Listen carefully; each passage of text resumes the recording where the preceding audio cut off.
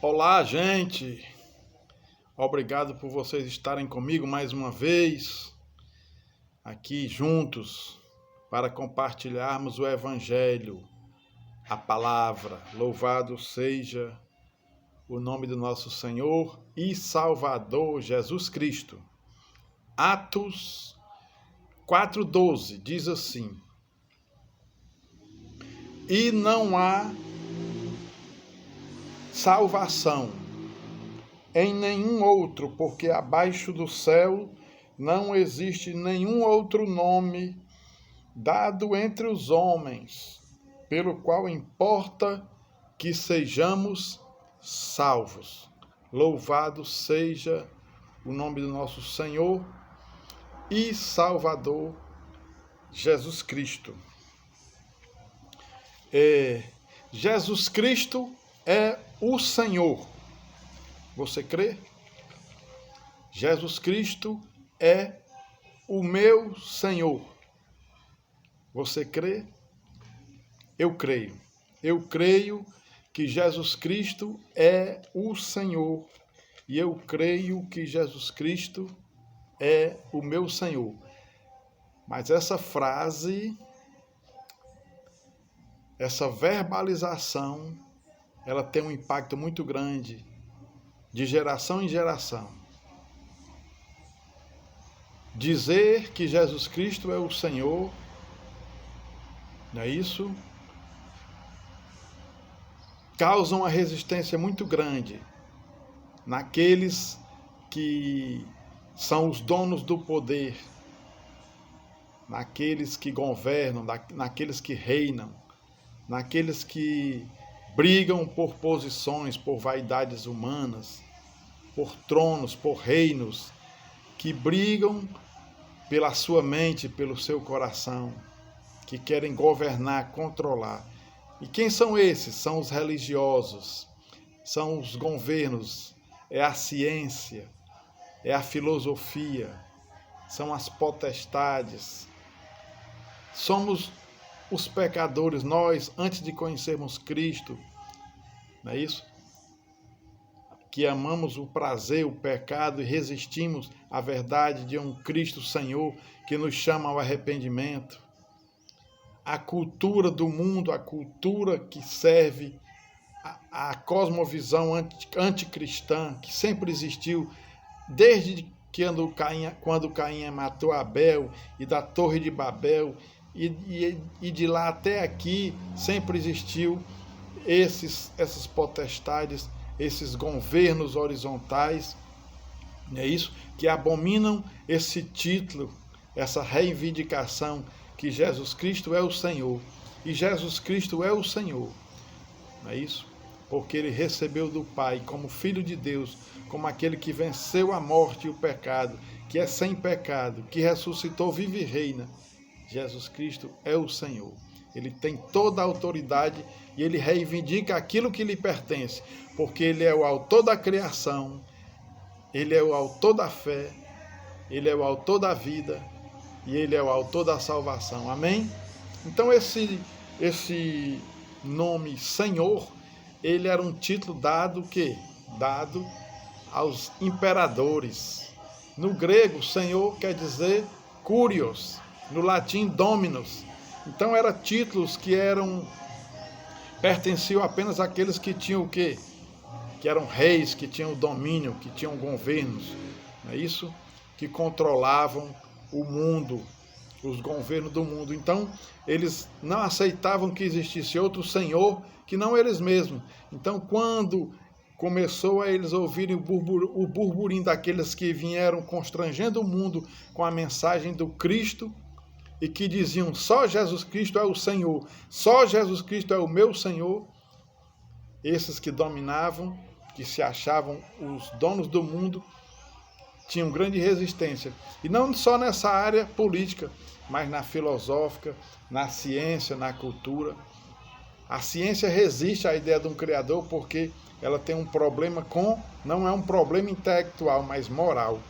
Porque ela aceitar a ideia de um Criador, ela vai ter que se submeter àquele que é o caminho, a verdade e a vida, que é santo, que é justiça, que é verdade, que é santidade.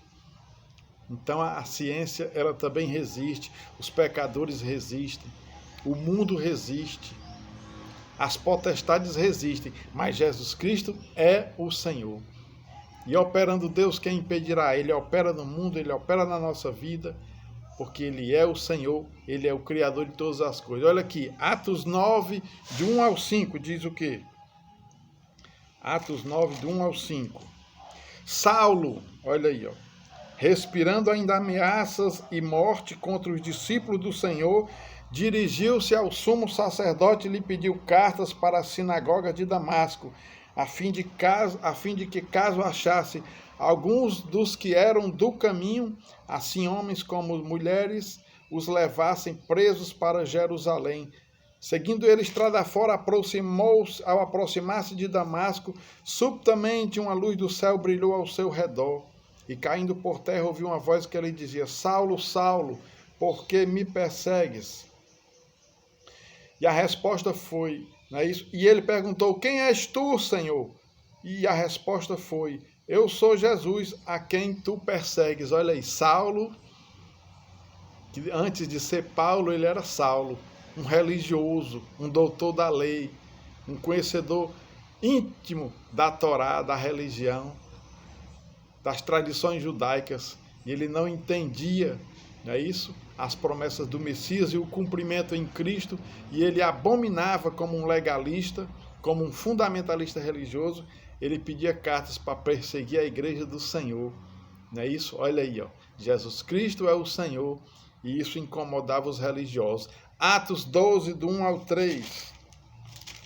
Atos 12, do 1 ao 3 diz assim: por aquele tempo mandou o rei Herodes prender alguns da igreja para os maltratar, fazendo passar a fio de espada a Tiago, irmão de João. Vendo-se isso agradável aos judeus, prosseguiu, prendendo também a Pedro, e eram os dias dos pães asmos. Olha aí, ó. Passou o fio da espada a Tiago, irmão de João, perseguiu a Pedro. Pedro foi preso e depois liberto miraculosamente por anjos, não é isso? E ousadamente pregou, e 3.000 almas se renderam a Cristo, porque antes importa obedecer a Deus do que a homens. E Herodes foi comido de bicho, que não queria aceitar que Jesus Cristo é o Senhor, que Jesus Cristo era o seu Senhor, que Jesus Cristo era o nosso Senhor, o Senhor da igreja, o Senhor de toda a criação. E ele não deu glória a Deus quando foi exaltado pelos homens e foi comido de bicho. Olha aí, a resistência dos religiosos, dos poderosos, que não aceitam até hoje que Jesus Cristo é o Senhor, mas Jesus Cristo é o Senhor. Atos 17, aleluia, versículo 8, versículo 18, diz assim, Atos 17, versículo 18, quando Paulo está entre os filósofos, não é isso? Entre os filósofos, e os filósofos não entendiam a pregação de Paulo, não é isso? Porque Deus para ele era um Deus desconhecido, e Paulo os advertia, olha, dizendo que aqui no 30 e 31 diz, ora, não levou Deus em conta os tempos da ignorância, agora porém notifica a todos aos homens que todos em toda parte se arrependam, porquanto estabeleceu um dia em que há de julgar o mundo com justiça, por meio de um varão que destinou e acreditou diante de todos, ressuscitando dentre os mortos.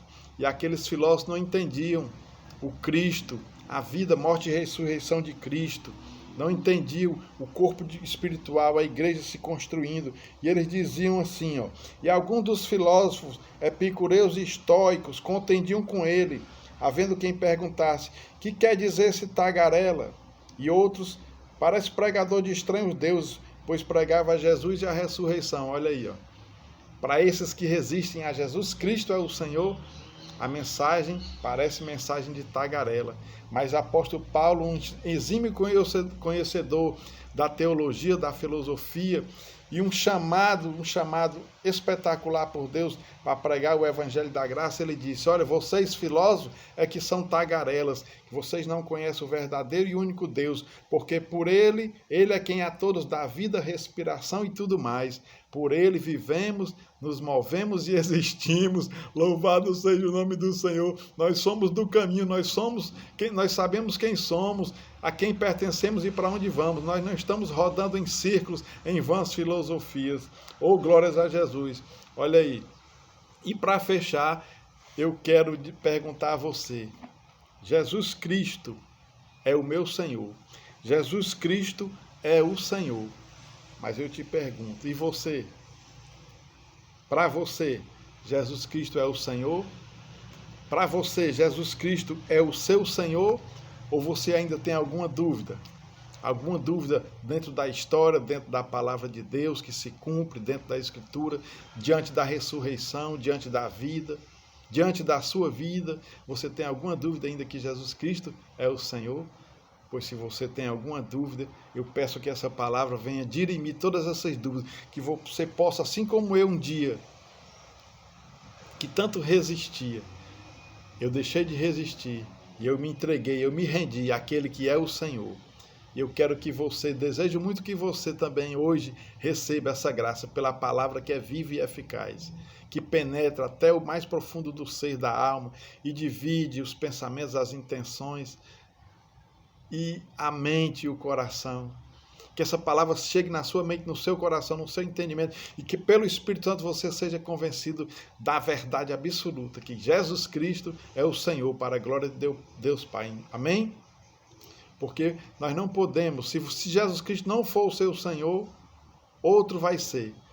E a palavra de Deus diz que não podemos servir a dois senhores, porque há de aborrecer a um e agradar a outro. E só existe um Senhor. Os outros são falsos. Verdadeiro só existe um. Aquele que reivindicou porque ele é. Ele disse, eu sou o caminho, a verdade e a vida. Ninguém vem ao Pai senão por mim. Amém? Encerrando agora aqui a mensagem. Louvado seja Deus, feliz por você poder ter compartilhado comigo essa mensagem.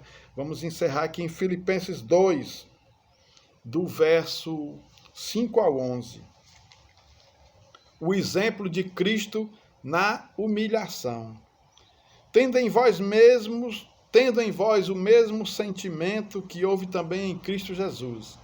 Pois ele, subsistindo em forma de Deus, não julgou com usurpação o ser igual a Deus. Antes, a si mesmo se esvaziou, assumindo a forma de servo, tornando-se em semelhança de homens e, conhecido em figura humana, a si mesmo se humilhou, tornando-se obediente até a morte, morte de cruz. Pelo que também Deus o exaltou sobremaneira e lhe deu o nome que está acima de todo nome, para que ao nome de Jesus se dobre todo o joelho, nos céus, na terra e debaixo da terra, e toda língua confesse que Jesus Cristo é Senhor, para a glória de Deus Pai. Amém? Todo olho verá, todo joelho se dobrará, e toda língua confessará que Jesus Cristo é o Senhor. Aqueles que creem e aqueles que não creem. Aqueles que obedecem e aqueles que não obedecem. Todos um dia vamos prestar contas diante de Deus. Como disse aqui em Atos 17, repito. Atos 17. É isso? Olha aí, ó. Para confirmar a palavra, já foi dito, eu vou repetir. Ele diz assim: ora, não levou Deus em conta os tempos da ignorância. Agora, porém, notifica aos homens que todos, em toda parte, se arrependam. Porquanto estabeleceu um dia em que há de julgar o mundo com justiça, por meio de um varão que destinou e acreditou diante de todos, ressuscitando-o dentre os mortos. Amém? Fique na paz. Jesus Cristo é o meu Senhor. Que Ele também seja o seu Senhor, hoje e sempre, no nome de Jesus Cristo. Amém.